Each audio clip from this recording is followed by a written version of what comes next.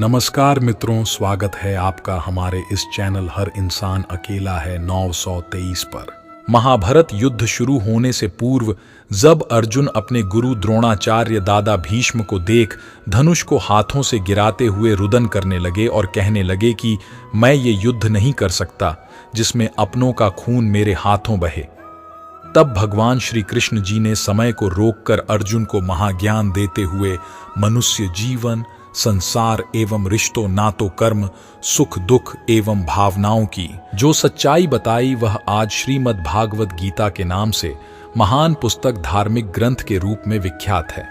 यह पवित्र ग्रंथ दुख निवारक के रूप में भी जानी जाती है।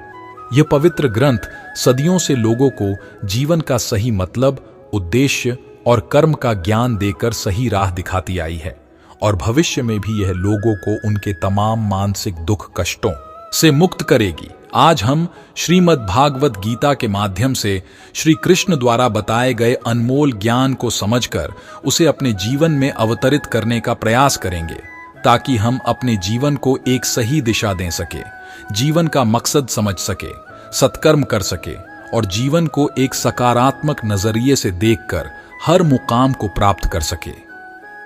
गीता की शुरुआत हम महाभारत के दौरान श्री कृष्ण जी द्वारा दिए गए एक खूबसूरत श्लोक से करते हैं, जो संस्कृत के साथ हिंदी अनुवाद में इस प्रकार है। न जायते म्रियते व कदाचिन्ना यम भूत्वा भविता व न भूए अजो नित्य शाश्वतोयम पुराणो न हन्यते हन्यमाने शरीरे। अर्थात आत्मा का कभी जन्म नहीं हुआ, आत्मा अजन्मा, नित्य, शाश्वत और पुरातन है। शरीर के नाश होने पर भी इसका नाश नहीं होता। जिस प्रकार हम वस्त्र बदलते रहते हैं, उसी प्रकार आत्मा अनेकों बार शरीर बदलती रहती है। शरीर में आत्मा घर की भांति है, जो शरीर के खत्म व नष्ट होने पश्चात शरीर से बाहर आकर निराकार हो जाती है। तो चलिए अब वर्तमान में हम भी श्रीमद् भागवत गीता में श्री कृष्ण के द्वारा दिए गए अद्भुत उपदेशों के अमृत रसपान करके अपने जीवन को सुंदर, सुखद एवं संतुष्टिदायक बनाते हैं। श्रीमद् भगवत गीता में भगवान श्री कृष्ण अर्जुन के सवालों का बहुत खूबसूरत तर्क संगत जवाब देते हुए कहते हैं, नैनम छिंदन्ति शस्त्राणि नैनम दहति पावकः न चैनम क्लेदयन्त्यापो न शोष्यति मारुत। अर्थात आत्मा को शस्त्र काट नहीं सकते और न अग्नि इसे जला सकती है, जल इसे गीला नहीं कर सकता और वायु इसे सुखा नहीं सकती। तुम्हें आखिर किसका डर है? मृत्यु का और इस शरीर के खत्म हो जाने का। आत्मा का ना तो जन्म होता है और ना ही उसे कोई मार सकता है। हे अर्जुन, मृत्यु जीवन का अटल सत्य है, जिसे कुछ समय के लिए टाला तो जा सकता है, किंतु झुठलाया नहीं जा सकता। और ये शरीर तो किराए के घर की भांति है, जहां हम कुछ समय के लिए मेहमान हैं। शरीर नश्वर है, किंतु आत्मा अमर और अजर है। यजातस्य ही ध्रुवो मृत्युर्ध्रुवम जन्म मृतस्य च तस्माद् परिहार्येऽर्थे न त्वं शोचितुमर्हसि। अर्थात जो भी जन्म लेता है उसकी मृत्यु निश्चित है और मरने वाले का जन्म निश्चित है। इसलिए जो अटल है, अपरिहार्य है, उसके विषय में तुमको शोक नहीं करना चाहिए। जो होना है उसे कोई टाल नहीं सकता, और जो होना ही नहीं है उसके बारे में शोक व चिंता करके स्वयं की परेशानियां बढ़ाने के समान है। सच्चाई से कभी दूर नहीं भागा जा सकता, अतः सत्य को स्वीकार कर लेने में ही समझदारी है। झूठ को जबरदस्ती सत्य मानकर जीना ही गलतफहमी कहलाती है। स्वयं की व्यक्तिगत सोच गलत फहमियों को भी जन्म दे सकती है। इसलिए स्वयं की व्यक्तिगत सोच को दूसरों पर थोपे नहीं। बिना मोक्ष के जन्म मरण के चक्र से छुटकारा नहीं पाया जा सकता। वासना, क्रोध और लालच, यह नर्क के 3 द्वार होते हैं। मनुष्य का सबसे बड़ा और सबसे पहला शत्रु या मित्र उसका मन ही होता है। ईर्ष्या और हद से अधिक इच्छाएं जीवन का सुकून छीन लेती हैं। जिस प्रकार अग्नि स्वर्ण को परखती है, उसी प्रकार संकट वीर पुरुषों को। यदि आप धर्म के मार्ग पर प्रसन्न हैं, तो परिणाम की चिंता किए बिना अपने धर्म का निडरता से पालन करें। बिना किसी पुरुषार्थ के आप अच्छे फल व सकारात्मक परिणाम की कामना नहीं कर सकते। क्रोध से भ्रम पैदा होता है, भ्रम से बुद्धि व्यग्र होती है। जब बुद्धि व्यग्र होती है तब तर्क नष्ट हो जाता है। जब तर्क नष्ट होता है तब व्यक्ति का पतन हो जाता है। असफलता के डर से दोबारा प्रयास ना करने वाला मनुष्य जीवन में बड़ी कामयाबी कभी प्राप्त नहीं कर सकता। निस्वार्थ और निष्पक्ष सेवा कर्म किए बिना मोक्ष की उम्मीद करना भी व्यर्थ है। बड़ी कामयाबी एक ऐसे ताले में बंद होती है जो 5 चाबियों से खुलती है। सकारात्मक सोच, एकाग्रता, निरंतर प्रयास, सच्ची लगन और दृढ़ संकल्पदत्त लक्ष्य प्राप्त करने हेतु उस कर्म में पूर्ण समर्पण अति आवश्यक है। इसके लिए धन की लालसा मन से निकालकर अपने कर्म पर एकाग्र हों। जब भी मनुष्य स्वयं की इंद्रियों के अधीन हो जाता है तो लालच, आलस, वासना जैसी विकारताएं मन पर सवार हो जाती है। क्रोध सोचने की ताकत को हर लेता है, जिस वजह से सही फैसले ले पाना कठिन हो जाता है। कर्म को लेकर श्री कृष्ण जी अर्जुन को कर्म का सही अर्थ समझाते हुए कहते हैं, कर्मण्येवाधिकारस्ते मा फलेषु कदाचन मा कर्मफल हेतुर्भूर्मा ते संगोस्त्व कर्मणि, यानी तुम कर्म करने के अधिकारी हो, न कि उससे मिलने वाले फल के। अतः बिना फल की आशा किए जब कर्म करोगे तभी आप फल प्राप्ति के पात्र कहलाओगे। यदि आप कर्म फल प्राप्ति की लालसा व लालच हेतु कर रहे हैं तो कर्म कभी आपकी उम्मीदों के अनुसार प्राप्त नहीं होगा। बुरे कर्म से पीछा छुड़ाने का सबसे बेहतर तरीका है मन में अच्छे विचारों को आने दो। सकारात्मक सोचो। मनुष्य जीवन में वही करता है जो भी वो देखता है, सुनता है, समझता है। मनुष्य की हर क्रिया प्रतिक्रिया उसकी सोच पर आधारित होती है। मनुष्य का मन परिवर्तनशील है। हमारे सोचने का तरीका और आदतें वैसी ही बनेंगी जिस तरह के लोग और माहौल में हम अधिक समय बीता रहे होंगे। बड़े लक्ष्य के निर्माण और सपनों को सच करने के लिए सबसे पहले आपको कल्पनाकारी बनना होगा। जो हुआ वह अच्छा हुआ, जो हो रहा है वह अच्छा हो रहा है, जो होगा वो भी अच्छा ही होगा। एक ज्ञानवान व्यक्ति कभी भी कामुक सुख में आनंद नहीं लेता। ज्ञानी बनो। रावण विद्यमान अवश्य था किंतु ज्ञानी नहीं। उसकी अज्ञानता ने उसे क्रोधी, कामुक और अहंकारी बना दिया, जो उसकी मृत्यु का बड़ा कारण बना। वेद पुराण पढ़ने का कोई लाभ नहीं जब तक उसमें कही बातों को अपने जीवन में अवतरित न करो, उनकी पालन न करो। वो ज्ञान व्यर्थ है जो सिर्फ तुम तक सीमित है। उस ज्ञान का कोई लाभ नहीं जिससे समाज एवं जगत का कल्याण न किया जा सके। मैं सभी प्राणियों को एक समान रूप से देखता हूं। मेरे लिए ना कोई कम प्रिय है ना ही अधिक। मनुष्य के कर्म ही मनुष्य को ईश्वर के नजदीक लाता है या ईश्वर से दूर करता है। तुम क्यों व्यर्थ में चिंता करते हो? तुम क्यों भयभीत होते हो? कौन तुम्हें मार सकता है? आत्मा न कभी जन्म लेती है और न ही इसे कोई मार सकता है। ये ही जीवन का अंतिम सत्य है। जब जब इस धरती पर पाप, अहंकार और अधर्म चरम सीमा पर होगा, तब तब उसका विनाश करने धर्म की पुनः स्थापना हेतु मैं अवश्य अवतार लेता रहूंगा। जिसने मन को जीत लिया है उसने पहले ही परमात्मा को प्राप्त कर लिया है, क्योंकि उसने शांति प्राप्त कर ली है। ऐसे मनुष्य के मन पर सुख दुख, सर्दी गर्मी और मान अपमान का कोई फर्क नहीं पड़ेगा। जो दान कर्तव्य समझकर बिना किसी संकोच के किसी जरूरतमंद व्यक्ति को दिया जाए, वह दान सात्विक माना जाता है। घर गृहस्थी और समाज में रहकर परोपकार करना व अपने कर्तव्य को पूरी निष्ठा एवं ईमानदारी से निभाना, धर्म की पालन करना भी बने तप की भांति है। जो विद्वान होते हैं वो न तो जीवन के लिए और न ही मृत के लिए शोक करते हैं। हे अर्जुन, जो जीवन के मूल्य को जानता हो वही मनुष्य अपने जीवन का मूल्य निर्धारित कर जीवन को एक बड़ा लक्ष्य प्रदान कर पाता है। मनुष्य जीवन बहुत दुर्लभ है, इसे व्यर्थ ना जाने दो। जीवन में ऐसे कर्म करो जो आने वाली मानव जाति के लिए प्रेरणा स्रोत बन सके। जीवन ना तो भविष्य में है ना अतीत में, जीवन तो इस क्षण में है। वर्तमान को प्रसन्न मन से जियो, स्वयं के लिए सर्वश्रेष्ठ बने। आपका मूल्य समझकर दुनिया एक दिन आपका सम्मान करेगी। खुद को जीवन के योग्य बनाना ही सफलता और सुख का एकमात्र मार्ग है। हे अर्जुन, तुम्हारे तथा मेरे अनेक जन्म हो चुके हैं। मुझे तो वो सब जन्म याद है, लेकिन तुम्हें नहीं।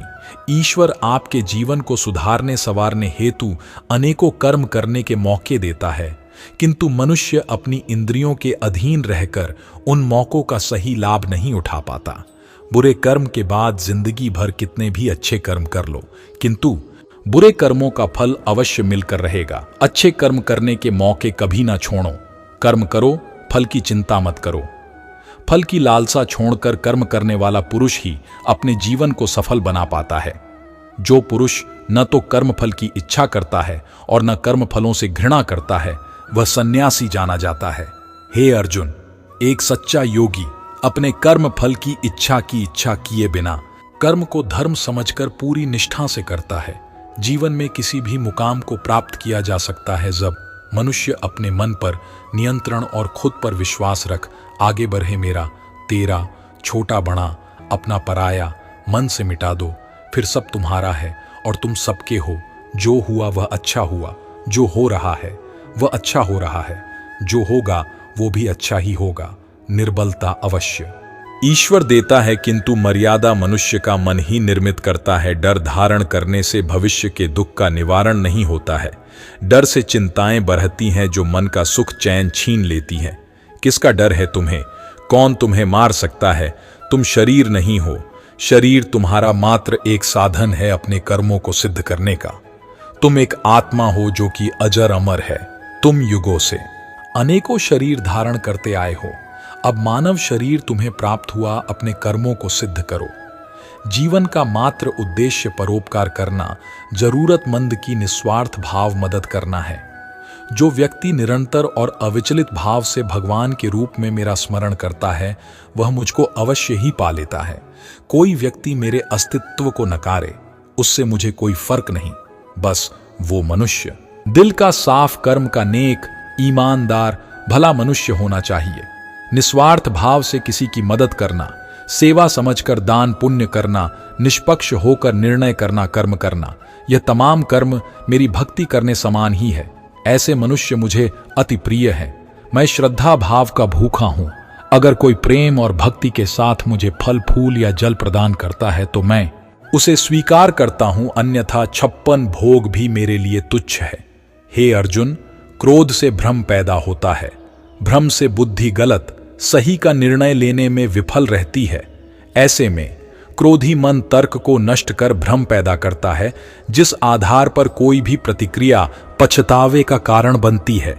प्रत्येक बुद्धिमान व्यक्ति को क्रोध और लोभ त्याग देना चाहिए, क्योंकि इससे आत्मा का पतन होता है। मनुष्य योनि का मिलना बहुत दुर्लभ है। पापी मनुष्य को पशु जानवर की योनि में ही जन्म लेकर अपने पापों को भोगना पड़ता है। भले निष्पाप मनुष्य पुनः मनुष्य योनि में जन्म लेते हैं और अपने कर्मों को सिद्ध कर समाज और संसार को एक नई दिशा देते हैं। जो व्यक्ति किसी अच्छे कर्म को करते हुए उसे ही अपना सौभाग्य और पुरस्कार मानता है, तो ऐसे व्यक्ति को कर्म का फल उम्मीदों से कहीं अधिक मिल जाता है। जो व्यक्ति कर्म की अभिलाषा हेतु कर्म करता है, फिर जब उसे उम्मीदों अनुसार फल प्राप्ति नहीं होती, तो वह निराश और दुखी होता है। फल की आशा से कर्म करने वाले मनुष्य का मन कभी शांत व संतुष्ट नहीं रहेगी, क्योंकि उसकी लालसा हर नए शिखर पर पहुंचती रहेगी। ऐसे में उसका मन कभी संतुष्टि का आनंद नहीं भोग पाएगा। बार बार जन्म लेने वाली असीमित इच्छाएं मनुष्य को इंद्रियों का गुलाम बना देती है। भगवान श्री कृष्ण कहते हैं, तुम स्वयं को मुझ में समर्पित कर दो, ईश्वर पर भरोसा रखो और निस्वार्थ, निश्चल, निष्पाप और निष्पक्ष होकर बिना फल की अभिलाषा के कर्म करते जाओ। तुम्हारा जीवन सुख और संतुष्टि से भर जाएगा। दुख तुम्हें कभी छू नहीं पाएगा और मोक्ष की प्राप्ति होगी। किसी के प्रति बुरी भावना रखना, बुरा सोचना, ईर्ष्या करना, बुरा बोलना, अपने धर्म और कर्तव्य की पालन न करने वाला कभी मोक्ष प्राप्त नहीं कर सकता।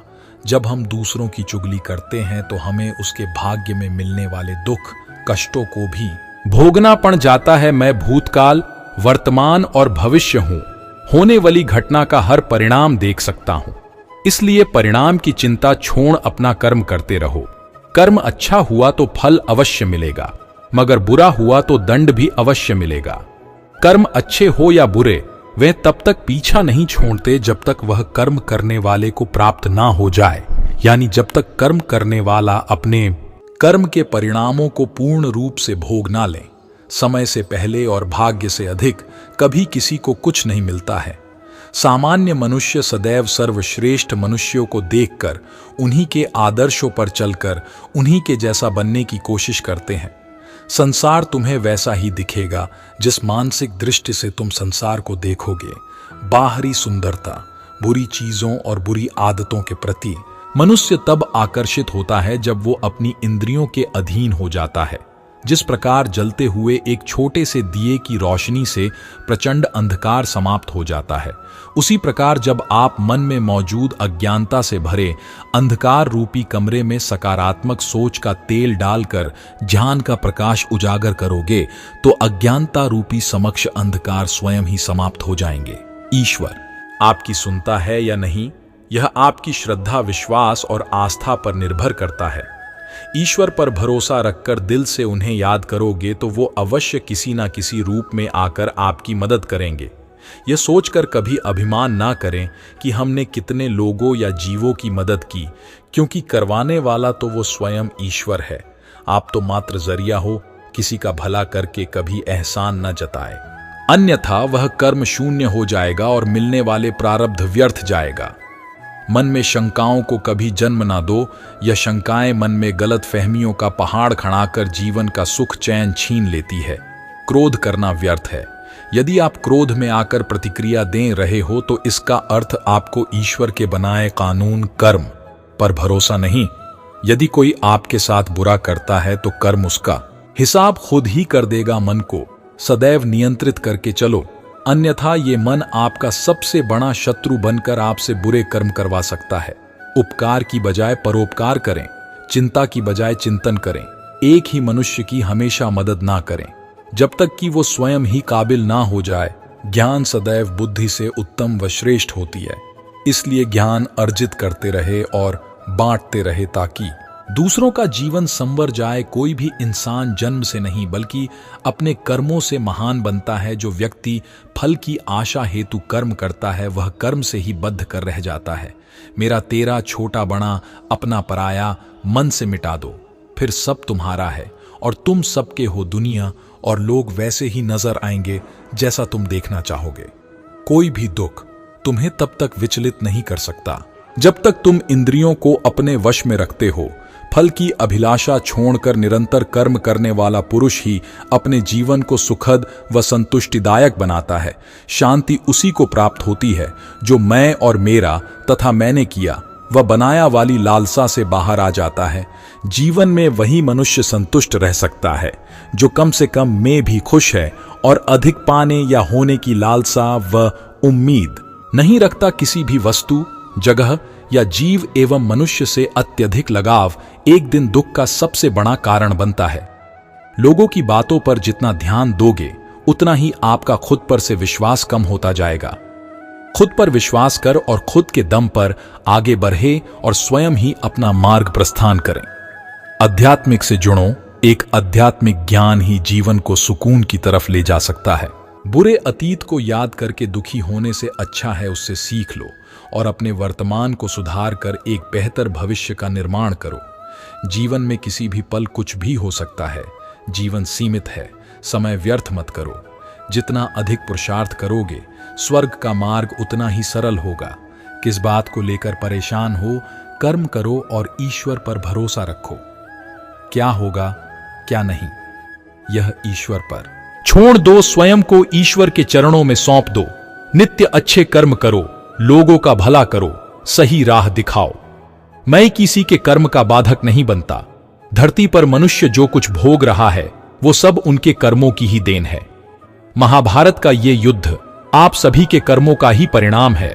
महाभारत का ये युद्ध क्यों हुआ और युद्ध में क्या क्या हुआ, ये युगों युगों तक मानव जाति को अनेकों सीख देता रहेगा। उन्हें जीवन की सही राह दिखाता रहेगा ताकि वह जीवन में सही निर्णय लेकर अपने जीवन को सार्थक कर सके।